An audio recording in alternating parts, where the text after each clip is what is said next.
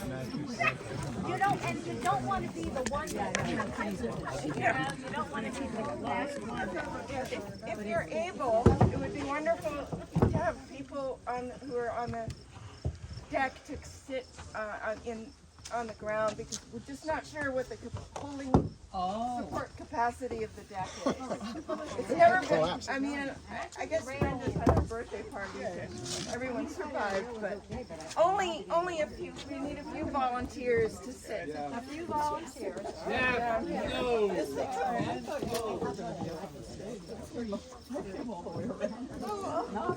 That was interesting. Now you're on the same side. Also, you don't have to look into the sun if you're down here. Coming down? All right, I'll let you through. You've been ordered. All right. Okay, good. All right. I have been asked to greet everyone. My name is Kim Blucker. I'm the pastor at the Deer Isle Congregational Church, and it was my great honor to be Brenda's pastor for the 2.5 years that I've been here, and it was a rare treat. So I am opening the time for sharing, and I would like to do that by sharing a little bit from Travels with Charlie. So as you probably know this book, John Steinbeck was traveling across America, and he was told by his friend Elizabeth Otis, of course you'll stop at Deer Isle. And he said, it's out of my way. Nonsense, she said in a tone I know very well. She telephoned Miss Eleanor Brace, with whom she always stays, and that was that. I was committed. All I knew about Deer Isle was that there was nothing you could say about it. But if I didn't go, I was crazy. So, also, Miss Brace was waiting for me. I got lost in Ellsworth, which I'm told is impossible. I was lost almost all day, even though I found Blue Hill and Sedgwick. Late in the despairing afternoon, my truck, Rocinante, approached a majestic Maine state trooper. What a man he was, granite as any quarried about Portland, a perfect model for some future equestrian statue. I seem to be lost, officer. I wonder if you could direct me. Where is it you want to go? I'm trying to get to Deer Isle. He looked at me closely, and when he was satisfied that I wasn't joking, he swung on his hips and pointed across a small stretch of open water, and he didn't bother to speak. Is that it? He nodded from up to down, and then his head stayed down. Well, how do I get there? I've always heard that Maine people are rather taciturn, but for this candidate for Mount Rushmore to point twice in an afternoon was to be unbearably talkative. He swung his chin in a small arc in the direction I had been traveling. If the afternoon had not been advancing, I would have tried for another word from him, even if doomed to failure. Thank you, I said, and sounded to myself as though I rattled on forever. First, there was a very high iron bridge, as high arched as a rainbow. And after a bit of low stone bridge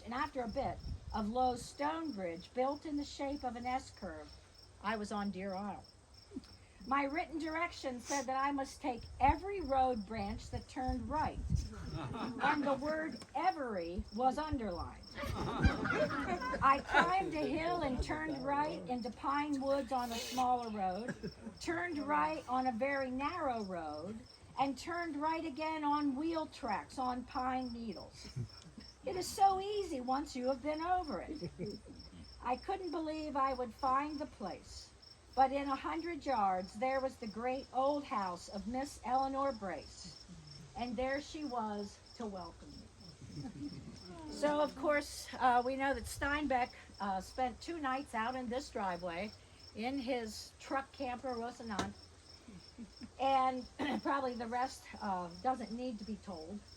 But as Miss Eleanor Brace welcomed Steinbeck, I feel like Brenda has welcomed us here today and welcomed all of you to share your stories about her. So, in no particular order or decorum, We invite those story sharing now. Thank you. Yeah. Thank you very much. Well, I will say that Brenda was a very important person in my agreeing to come to Deer Isle to live. We were living at, we spent the summers, no, we, here and there, I was working, and so I only had about 2 weeks of vacation every year. Roger had about 6 weeks, but, anyway, one time, Brenda and I were walking around the point, and we didn't know each other, but I caught up to her and we were talking, and I was trying to decide if I wanted to move here, and I knew I didn't, because I was brought up in New York City, and I knew I never wanted to be in a small town, and Brenda, in the course of that walk, she just made me see, just walking around the point with Gracie and I had Boris, she just made me see that this was a wonderful place to live. And she sort of tipped the scale. She was the one who did it, so she was a very important person to me. Very nice. Glad to have you. Yes, me too.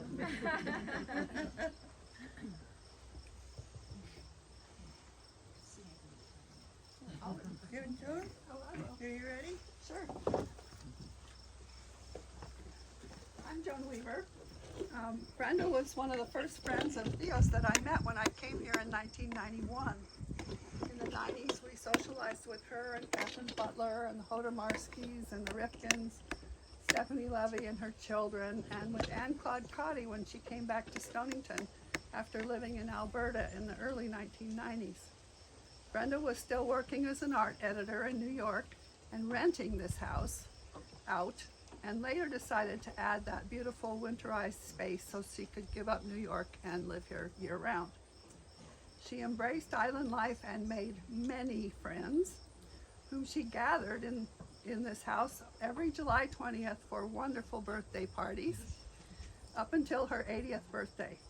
Who remembers the May wine in the big punch bowl, with sweet woodruff from her own garden, and Wilda Eaton's warm scallop canapes and other treats.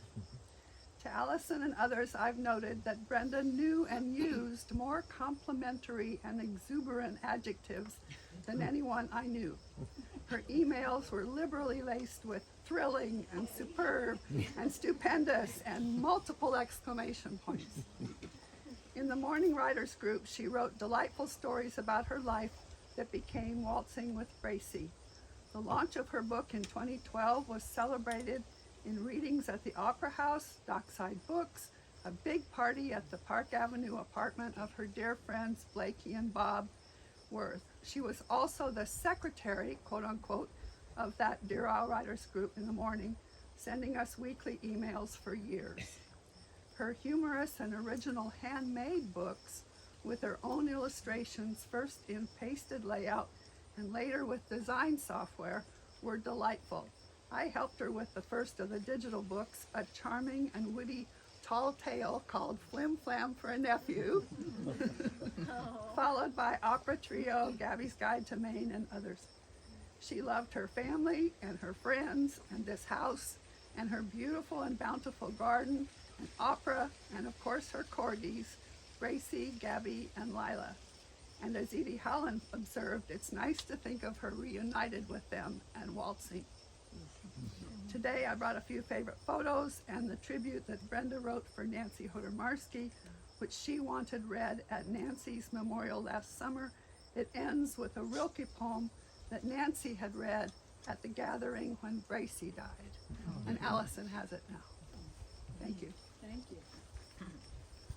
I'm sure many of you knew Nancy Hodermarski here on Deer Isle. This is Brenda's piece. Nancy was one of my closest and oldest friends on Deer Isle. She was a member of the Deer Isle Writers group that was a big part of my life, a wonderful friend and also a huge help to me. As I said in the acknowledgement in my book, Waltzing with Bracy, Nancy went far beyond the call of duty and heroically read the entire final draft before it went to publication. I would like to read a few of my memories of Nancy that are in my book. When I first moved to Deer Isle, before I renovated my house, there was a day in the winter when all my pipes were frozen, and it was my turn to host the morning Deer Isle Writers Group.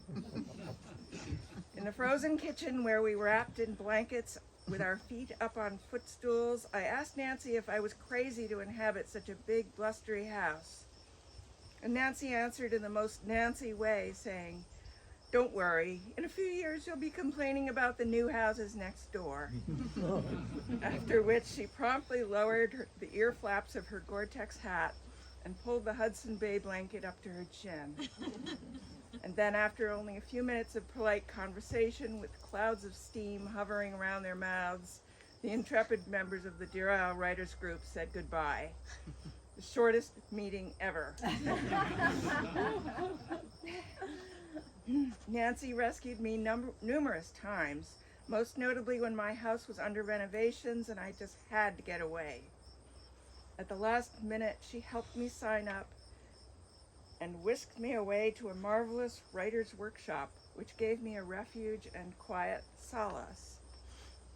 And Nancy was famous for her soup. In my book, I talk about how Nancy brought comfort to me with her spinach soup when Bracy passed from this world.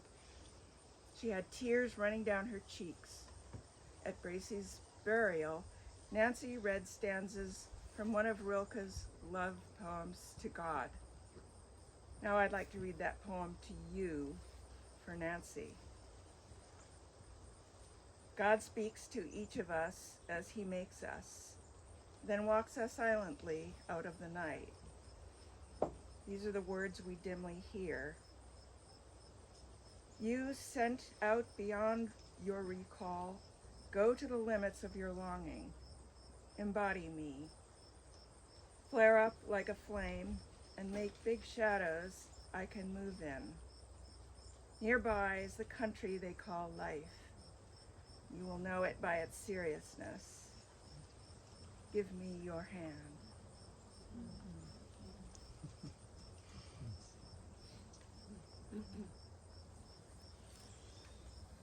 I wonder if the next person could move over here a little. It's very hard to hear. We've got a bunch of people who can't hear. Can't hear anything over here. I guess you're the next person.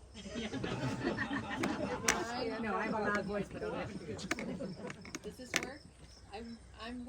My name is Beth Whitman. I was part of the team that cared for Brenda. My name is Beth, and I was part of the team that cared for Brenda in her last couple years at Penobscot Shores and then at Harbor Hill, and there are numerous people that were part of that team here, and I just want to appreciate all of you for coming. Jenny, if you can raise your hand, just so you know the members of that team. There are 4 or 5 of us here.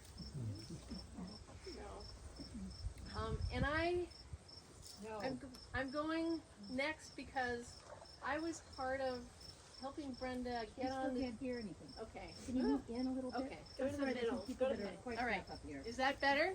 Yeah. Is Okay. that better? I was part of helping Brenda get on Zoom to be at Nancy's memorial service, and we practiced for days because she wanted to make sure we had it correct. So it was wonderful to hear that again, and there were all these details we needed to attend to, and I was honored to be part of that in listening to that memorial service, and then to be able to be here for a service for Brenda. It was wonderful to spend the last couple years with her. She was 1 in a million. She was amazing. And I'm going to read, I also was honored to be able to welcome Joan and Ann Claude to Penobscot Shores to have lunch with her one day and start to meet some of the people I've been hearing about from Brenda all that time. So I want to read a little piece that Ann Claude wrote in this, when she heard about Brenda's passing. She said, "She has had a long and wonderful journey, our dear Brenda. Her memoir and her conversations sprinkled with incredible humor will survive her for a long time. From prestige in the New York City publishing world and a gorgeous wardrobe to her embrace of island culture among the artists and writers and locals alike. Brenda was a grande dame in my world, meeting the challenges of a new tech age and stretching her artistic talents fearlessly. I was so happy to have been part of it all and treasure our many fish sandwiches at the Harbor Cafe, the ritual dog walk on New Year's Day, the elegant birthday parties at her home, complete with guests arriving on horseback and musicians on the porch. The Stonington Opera House had a full house when she stood on the stage to launch her book, an event which we mortals would have been glad to attract a couple of rows of friendly faces. I love her dearly, and Claude, and I do too. No. Thank you.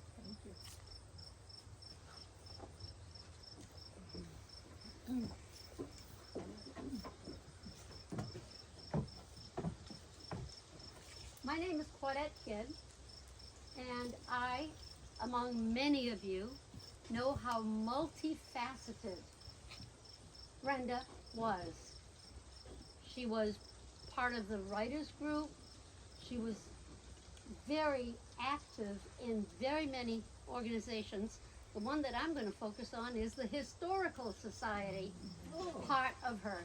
She was on the board at the Historical Society for quite a few years, and even after she was done being on the board, we had house tours around the island, and she was one of the editors, along with, where are you, Lanny? Oh, there she is. And she and Lanny would edit the writings that went with the house tour, and you know a lot more about the various things that she could do, but she was very active in the community and loved being active in the community, and we are very happy to have her in our history. She, living here at the end of this road, well, not the end, but she was the next local, well, not local, winter resident on Dunham's Point Road. And anytime the power went off, she would call us at the farm and say, "Do you have power?" "No, we'll call you when we do have power." But she was very gutsy to live here by herself in the winter, especially when the power goes off. And the generator didn't That's all come I have on. to say.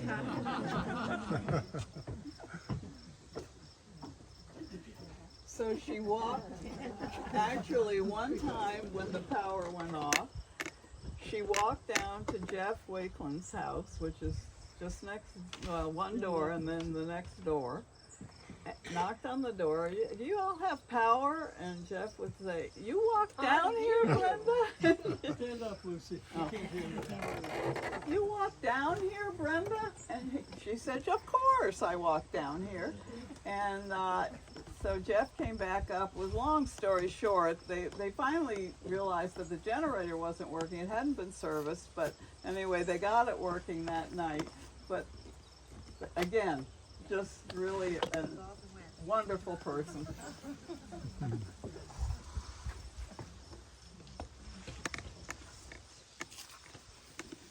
So, I've been thinking a bunch recently about my time with Brenda, and I wanted to just share a little bit of my thoughts with you guys. So, interestingly, when I was a kid, I was basically just scared of Brenda. Because, first of all, she and my dad did not get along, really at all. And she was super cosmopolitan, New York City person, very sophisticated. She would show up all dressed up in a fancy, metropolitan outfit and bangle jewelry, and she smoked a ton. A ton. And as a kid, that just, now the combination of those things, she was kind to me. I remember nice conversations with her, but it was always, she was a little scary. And it sort of mellowed out over the years. Because of her and my dad not getting along, we didn't spend a ton of time together when I was a teenager. And it sort of stayed that way until my mom died when I was in my mid-20s. And I was kicking around California trying to figure out what to do with my life. I came back to visit my dad one winter in January, and kind of out of nowhere I said, I'm going to go up to Deer Isle. I had good memories of being in this beautiful place, and I'm going to see Brenda. And I haven't connected with her in a long time. And I remember showing up here and just being like, it being not what I expected at all. She was so cool. She took me to her workshop, and she was doing art, drawing and painting and binding books and learning about lithography, and I was just super impressed. She was, taking yoga classes and vegetarian cooking and all these things that were just, I was super impressed by how engaged she was and kind to me. We had a super good connection, and I really, it made me kind of I wound up moving here. Not only, I also love the area, it's a beautiful area, other things to say about it, but that connection meant a lot to me, and it grew as time went on. I would start visiting her, and she was always interested in my life and my family. Abby, my wife, was my girlfriend then, and my kids. In retrospect, it's not so shocking to me that I was looking for an older woman in my family who I could connect with and really bond with. And she wasn't my mom, but she filled a lot of those roles for me. I'll miss her a lot.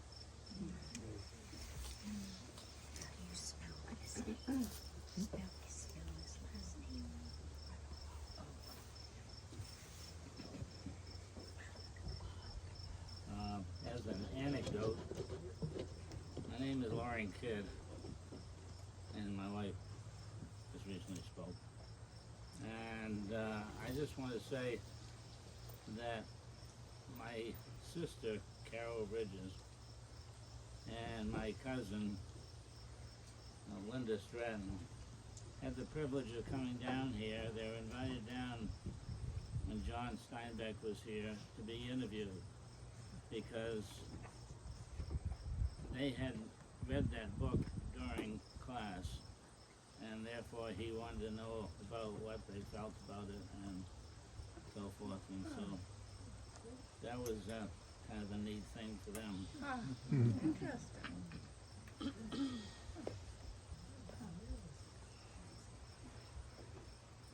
Lauren, when was that? When would that have been? In the 60s. Because this is 60 when he traveled in the 60s, Yeah. so it was 2 years. Okay. And they started out here. Okay.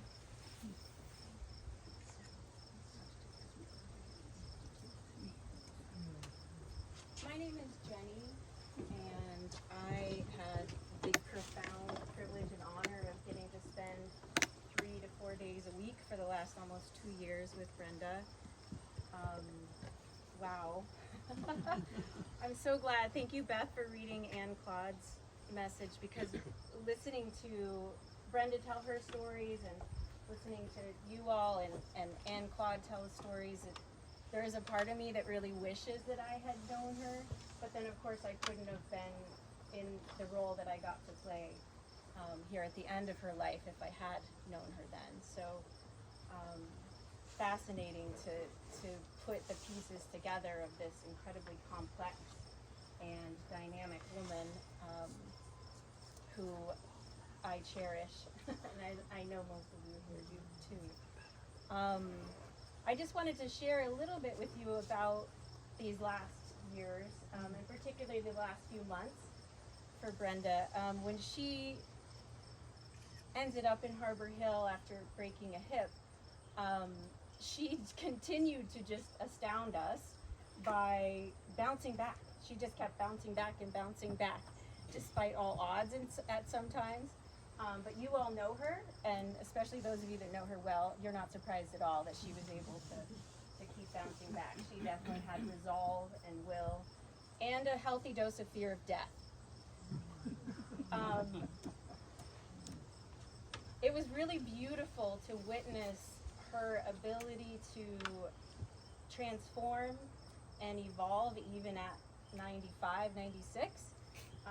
When I first met her, she didn't really want to get too close. She wanted to have great conversations. She wanted to go for walks, but she didn't necessarily, she wanted to hug you at the end of our time together, but she didn't necessarily want to be physically close. And that over time, as we got to know each other, and she also became more vulnerable to her mortality, physical touch became more important to her, connecting more intimately became more important to her, and it was just so stunning to witness someone still learning and still evolving and still becoming, you know, at the end of their life. I'm called to share that this place and you people were so profoundly important to her. She did have some, you know, dementia towards the end of her life, and she wasn't necessarily tracking everything, but she for sure was tracking this place and this community. You meant the world to her. She always wanted to know what was going on Deer Isle and what is everybody up to. She lived, you know, a lot of her parties again, and a lot of the important things that she was a part of, like the church choir and the historical society, and of course writers group. That was of utmost importance to her. Yeah, I also feel really called to publicly say on her behalf how incredibly grateful she was and how much she adored Jeff and Allison, and the care that they gave her wasn't lost on her. And she really, I think you were her kids, you know? Yeah. Thanks, Jenny. Yeah. Thank you for letting us into her world. I'm forever grateful. Thank you for being there for her. My name is Sue Bailey, and I'm just watching this beautiful sailboat go by, and I was part of a group of friends that for the last few years she was here would visit her and take walks, especially with dogs, and we would hear stories of her sailing adventures and how, I can't remember who in the family, it could have been an aunt, who suggested strongly that she learn to sail. And at times she was very scared, and that person would give her a course no matter what the wind was, and she had to get back here at a certain time. And she learned to love it, but it was one of many stories that she shared with us. On Fridays we would go for walks with, as again I said, several dogs, and the last one being Lila. And when it was really nice out, we would have porch parties. And more often than not, towards her last few months here, we had the porch parties on her porch. And it was just wonderful to spend time with her. And I see many of you who were part of the groups that cared for her here.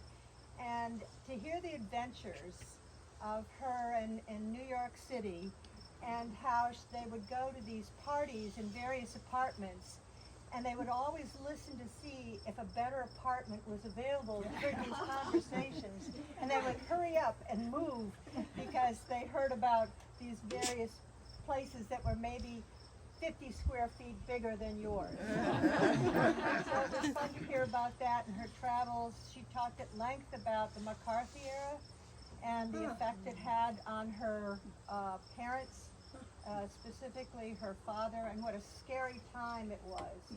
And she would talk about scary times here, but it was interesting to hear her go through that and what it was like to hear a first person experience going through the McCarthy era and of course World War II, but specifically that had a profound effect on her, the way she told it.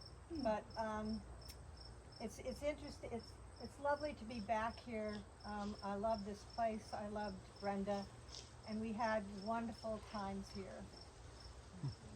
Thank you. I want to say that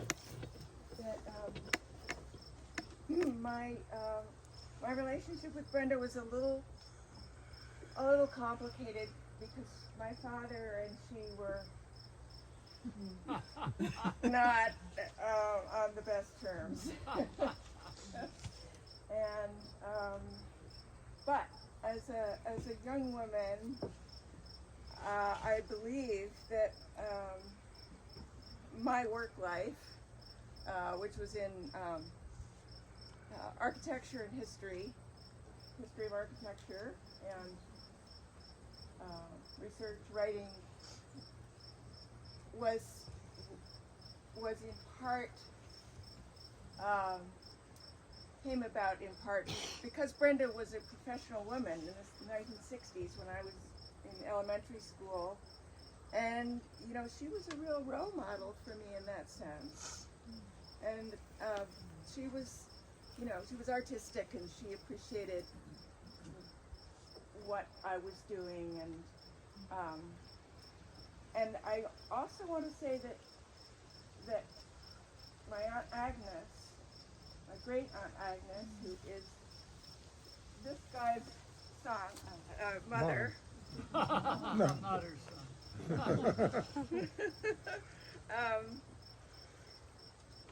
Jack is my second cousin.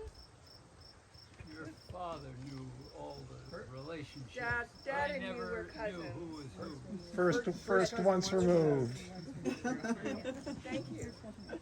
First cousin once removed. So Jack's mother, Agnes Gilchrist, was a real scholar and an early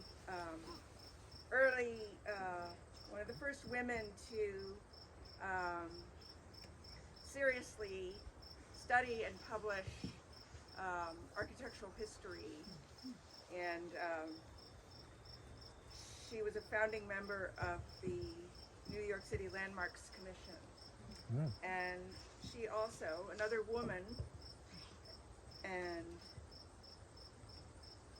Brenda's aunt, that I appreciate so much, because they gave me courage to step out into the world and pursue my interests.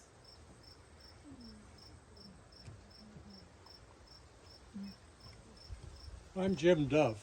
A couple of decades ago, my wife Sally, no longer with us, and I discovered that our daughter Abigail was going to marry into the Gilchrist family. And so Jeff became a part of our lives, and Allison became a part of our lives, and of course, you know, Brenda became a part of our lives. I was an art museum director in my career, and finding Brenda was a great pleasure for all the reasons that everybody has testified to in the last half an hour or so. It was a great pleasure, but a special pleasure for me because I could speak to her professional side now.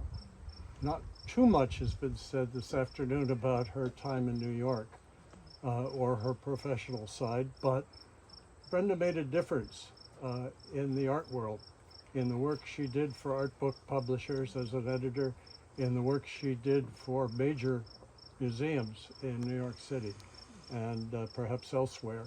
I should educate myself a little better about that. But she made a difference to artists, to museums, to patrons of the arts, to students, and most importantly, she contributed to art history. And that matters, and that will last. Very nice.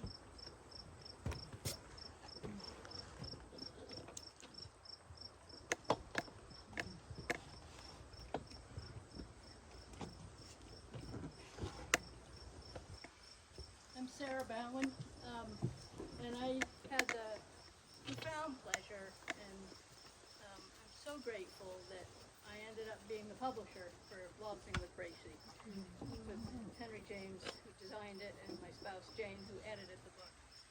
And Brenda's next door neighbor, Judy Millen, who is a family friend from Peterborough, New Hampshire, and the southwest New Hampshire, called me on the phone when Henry and I had just restarted my dad's company, and Aunt Judy called and said, "Beezer," which is my nickname, "you have to publish Brenda's book," just like that. And I'm like, oh, okay.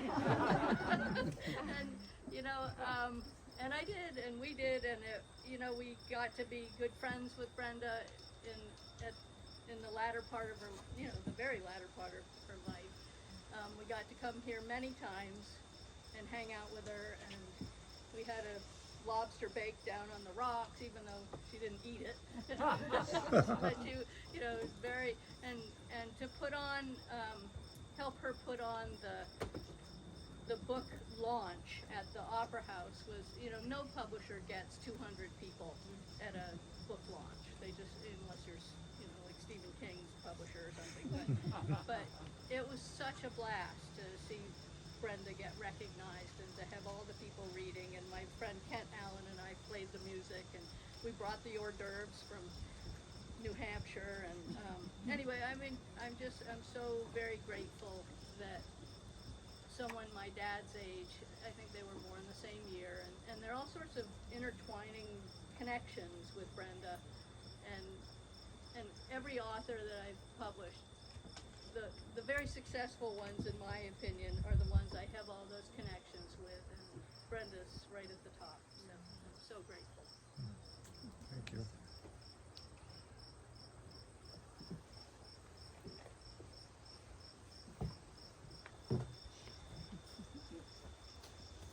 My name's Andrew Schindel, and I only knew Brenda in a very brief period of time, far shorter than everybody else here, I guarantee you.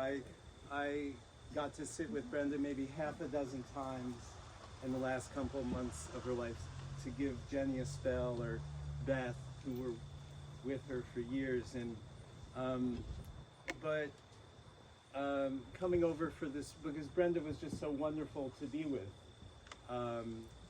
I came over here this morning and decided to connect this visit with going to see a friend in Sedgwick who we dropped out of college together. And he's only here in the summer. He's down in Germantown the rest of the year. And so he asked me this morning, for whom is this memorial? And I said, Brenda Gilchrist. And he said, I was in a writing group with her. This is the way of Maine, right? So Chris and I walked from his place on Christie Hill down to Sargentville for Friends meeting. Since we dropped out of a Quaker school, we're still trying to make amends. So we went to meeting this morning, and in the social hour after, and I announced in the announcement section, when you can be fully, when the Spirit moves you to make announcements, I said that Brenda, I asked if anybody knew of Brenda, just so that they might, partake of this memorial. And somebody did, took yoga, with Brenda. So, so I didn't know Brenda in the way you have, in the way Jenny did more fully in the last few years. I got to know her in a time when, in some ways, she was sort of detached from herself and who she was, at least some parts of her. But there are things that don't fade. She was so graceful and so grateful and so well-mannered, so well-behaved, which is maybe a blessing and a bane in her existence. And I don't know who I was to her exactly, this guy who showed up half a dozen or 9 times, whether I was probably a new person each time, I came to see her. But when I was with her, she was always wanting to prepare for an event. She was keenly aware of are there going to be enough chairs? Will there be enough food? Should we prepare a statement? Do we have to rehearse? She was just keenly aware of whether maybe it was the Historical Society or whether it was at the church. She was like wanting to take care of other people and be sure that everything was just right. And everything here is just right. Jeff and Allison, absolutely. You know, everything was, as Jenny said, you know, from my small view, everything was really right about her care. She was really, you know, well loved. Yeah, so just a great pleasure, a great honor, and whatever Brenda's next performance is, I know she'll be ready. Well said.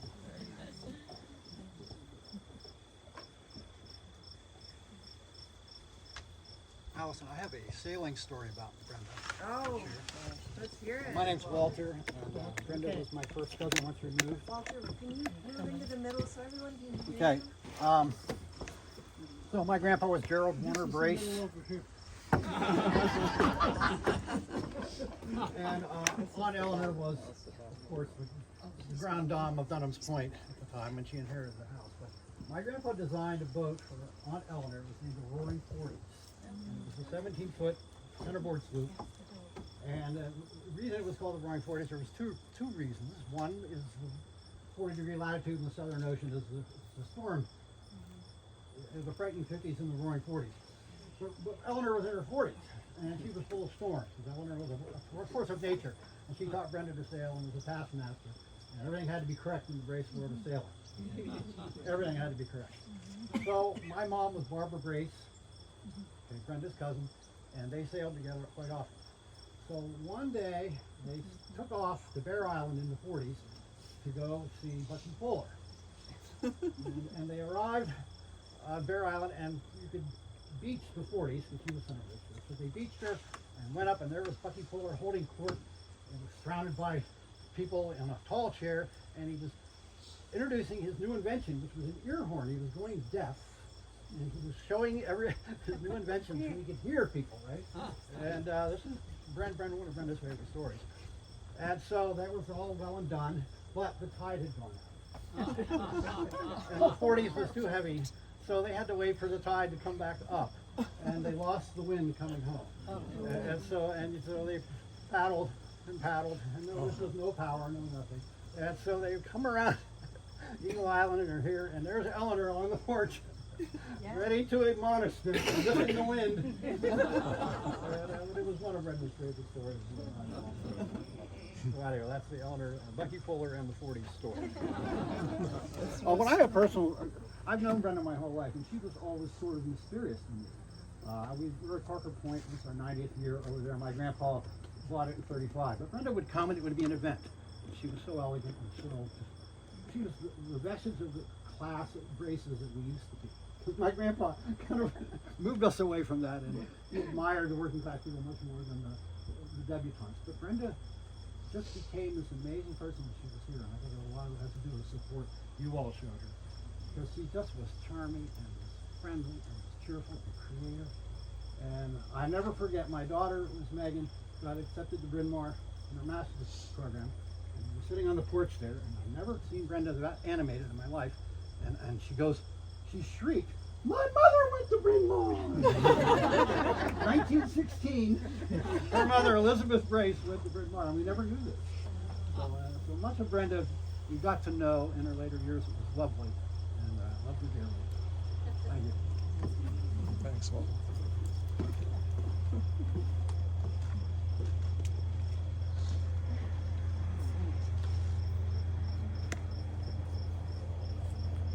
Speaking of mothers, I want to Tom's mother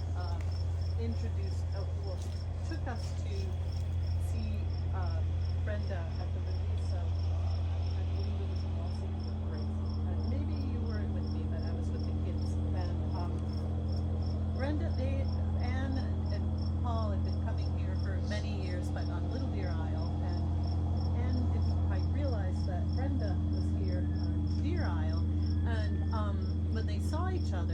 had gone to elementary school together in New York City. They went to Brearley.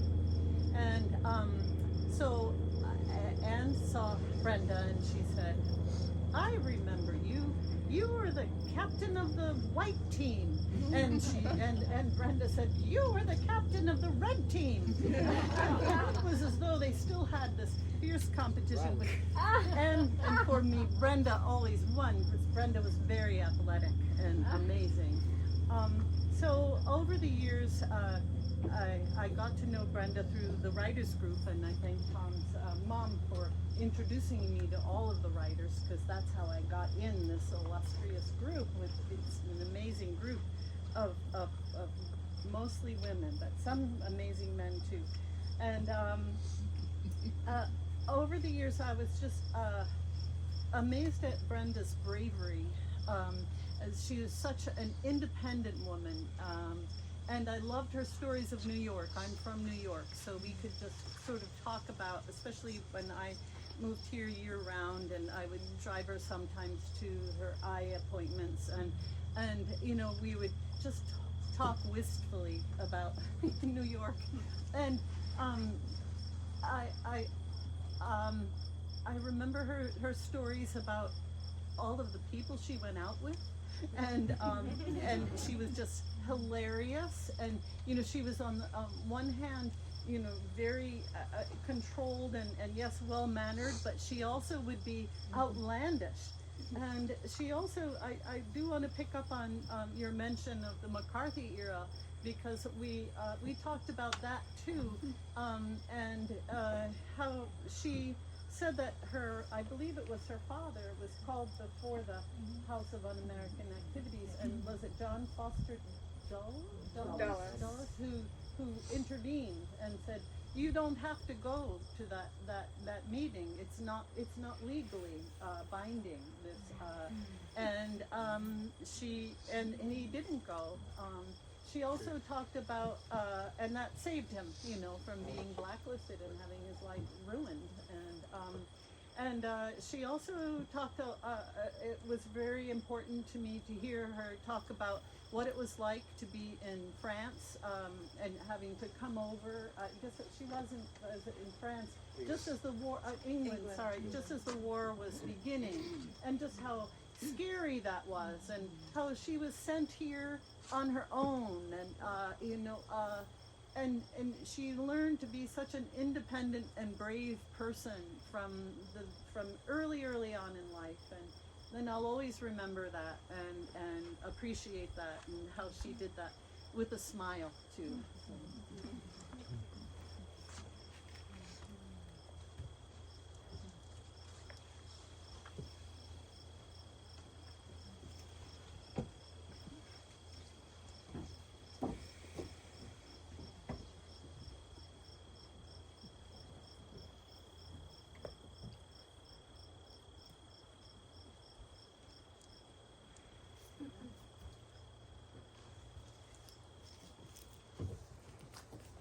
Hi, I'm Sarah, and I also had the great privilege of getting to care for Brenda during her last months. I didn't get to meet her until April, after her fall, and so her body was quite compromised by then, and she had lost most of her eyesight, and she did have the dementia also. But I feel like, yeah, so it's been so amazing to be able to piece together who she was, to get to hear your stories, to get to see this place and be amongst you, because her personality was, although her body and mind were compromised, she was like distilled to this essence of who she was. And it was such a privilege and honor to be able to get to be with her in such an intimate setting, and see her fierceness, her willpower, her strength, her bravery, and yet this paradox of this incredible vulnerability that she had, that she talks about in her book, this little bit of insecurity despite all of her accomplishments and her abilities and knowledge and skills. She had this little child in her that was always like, am I doing this right? Is this going to be okay? And she just wanted that reassurance, like everything's going to be okay. And it was just so amazing to be with her through that time. And also to get to read her book as I got to sit with her the last 2 days before she died. And she was actively working on dying. So it was very quiet there with her, and I got to sit there next to her and hold her hand and read her book and get to know her through her book. So what a gift that she left those stories behind for us to read. And in reading that book, I realized I shouldn't be singing her hymns, but opera. I'm just like this passage where she was singing opera to Brunhilde to Bracy as he fell down the stairs. I realized, I know all these opera songs. I should be singing her opera. So I sang her some opera arias and really quietly in her ear, you know. I mean, but just I feel like we were in different generations, but that she was a kindred spirit. We both are Francophiles and love opera and a lot of things, but just what a gift to be with her as my elder. She taught me so much, and I feel so grateful. And she was also so grateful. She would say, "Thank you, thank you, thank you, thank you." So yeah, I felt like that death was this like final amazing accomplishment that she was able to shed her body, which had become inhibiting for her, you know. It's just and fly free. So yeah, beautiful. Thank you all. Thank you. Allison, Kim, Jeffrey, I'm going to go. It's good to see you all. Thanks for letting me share my stories of Brenda, and thanks for being such a great community for her. Thank you. She was a life well lived, like I say. My cousin Brenda. Thanks, Walter. Thanks, Walter. Good to meet you all. Yeah, take care. Bye-bye. Do you remember the sign at the turnoff to hear "House occupied, hunters take heed"?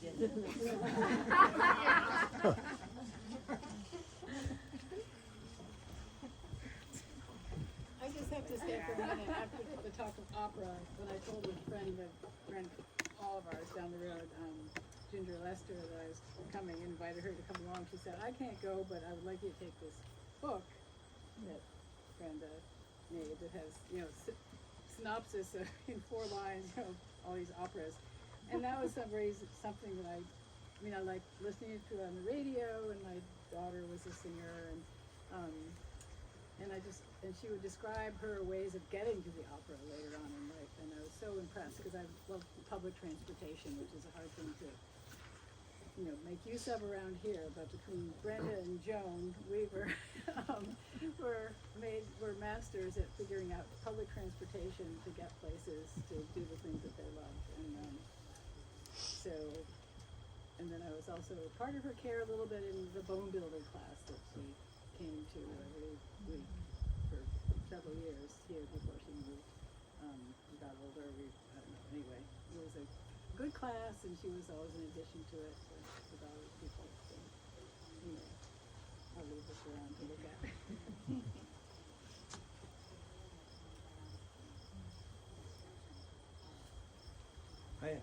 I know Sarah mentioned reading Brenda's book in the time of Brenda's dying, and at one point, maybe 6 weeks ago, I read a chapter of Brenda's book to Brenda. It was about Bracy arriving and their first, time coming here, and she took such pleasure in hearing that. I don't know that how much she knew it was her story. Almost, I couldn't, but she like laughed at all the laugh lines. Like it was so really an interesting role to be a reader to the writer of a life that was her own and maybe not her own then, but her pleasure in it was just so great, you know, like being with her own story is really, really a trip. That's one of the things I'll always remember, is reading that to Brenda. Last year I was reading some of her book to her, and she would say, "I wrote that?"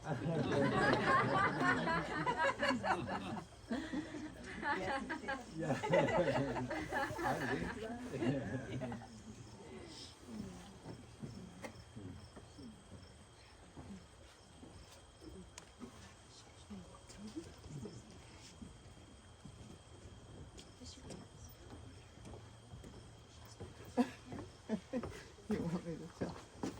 Well, Lucy and I have a story to tell you about Brenda. She's going to tell the story. I'm just the introduction. Okay, so we grew up. First of all, we're going to introduce ourselves, Lucy. I'm Alan Chesney, and this is my sister, Lucy Vandermill. Chesney Vandermill. Just to keep it straight. Okay, so we grew up on Dunham's Point, just down here in the Chesney, 3 houses. We were in the big house, which is the first one you come to as you come to the end of the road. Most of you know this. So we didn't really know Brenda. We knew that Gerald Brace lived here, and we knew that Eleanor Brace lived here, but we never saw them. We were little kids. We did see Gerald out on the water once in a while.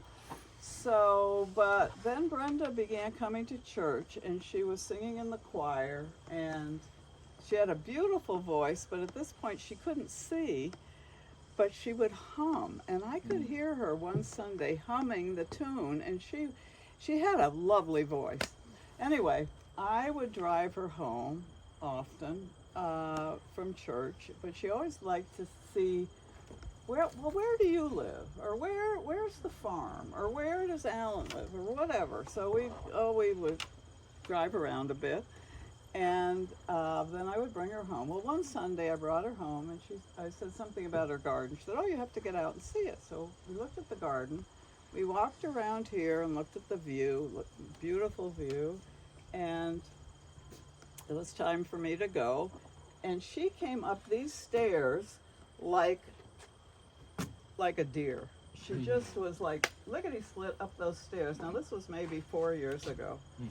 And I was like, wow, she can really get up those stairs quickly. Anyway, I said, "Brenda, you know, do you see many sailboats going by out here?" And she said, "No, there haven't been very many sailboats, but I always love to see them if they go by, the schooners and so on." And a schooner went by, which was very fitting. So I said to her, "Well, you know, Alan and I sail out. We usually go this way towards Bear or Eagle or that way, but sometimes we come down here." I said, "The next time we come down here, I'll give you a call on my cell phone. You come out and wave to us." "Oh, that'll be great." So a few days, I don't know when, a little later, not much later, we're sailing down here. I said, "You know what? I'm going to call Brenda, see if she's home, and she's going to answer." And we were inside the reach. The ledge. The ledge. We were inside the ledge because we knew we had to get in close. Yeah. So I called her. "Hi, Brenda, it's Lucy." "Oh, hi, Lucy. How are you?" Whatever. And I said, "Well, I'm out front sailing. Come out on your porch and wave to us."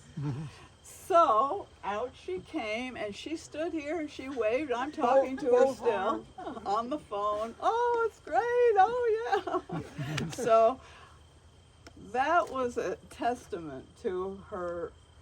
She just enjoyed life.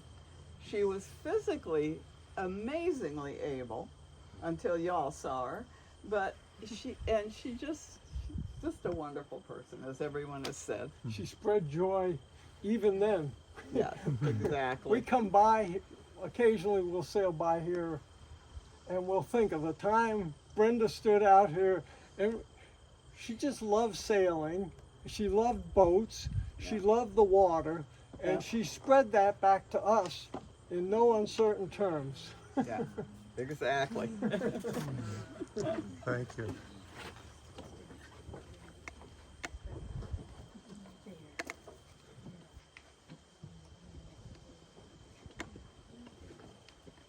and thank you for having us. It's been wonderful to meet all of you. I'm so grateful and excited to meet all of you too, because I've heard your names, you know, over the years, and repeatedly, each one of them, and so it's a real pleasure to put names to faces, faces to names. Well, we can be part of your community now too. I appreciate that. Yeah.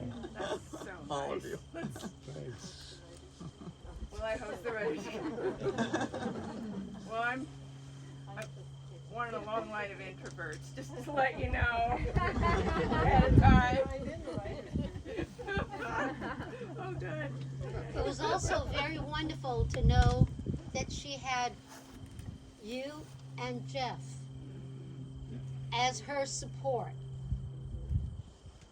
It was very reassuring to the people who knew her from here to know that you were in her corner. Thank you.